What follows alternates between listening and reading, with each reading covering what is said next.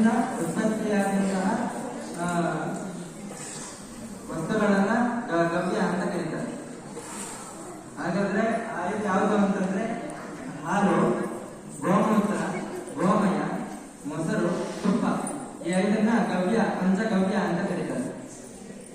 ನಾವೆಲ್ಲರೂ ಬೆಳಗ್ಗೆ ನಾವು ಎದ್ದ ತಕ್ಷಣ ನಾವು ದೇಹದ ಬಾಹ್ಯ ಶುದ್ಧಿಯನ್ನ ಮಾಡ್ಕೊಂಡಿದ್ದೀವಿ.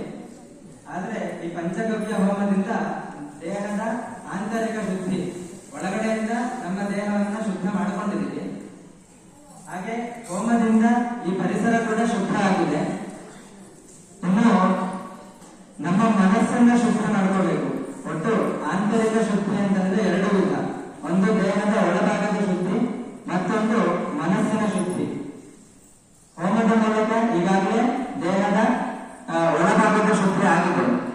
ಇನ್ನು ಮಕ್ಕಳಿಗೆ ಉಪದೇಶದ ಮೂಲಕ ಮನಸ್ಸನ್ನ ಏಕಾಗ್ರಗೊಳಿಸುವುದಕ್ಕೆ ಮಂತ್ರದ ಉಪದೇಶವನ್ನ ಮಾಡ್ತಾರೆ ಹಿರಿಯರು.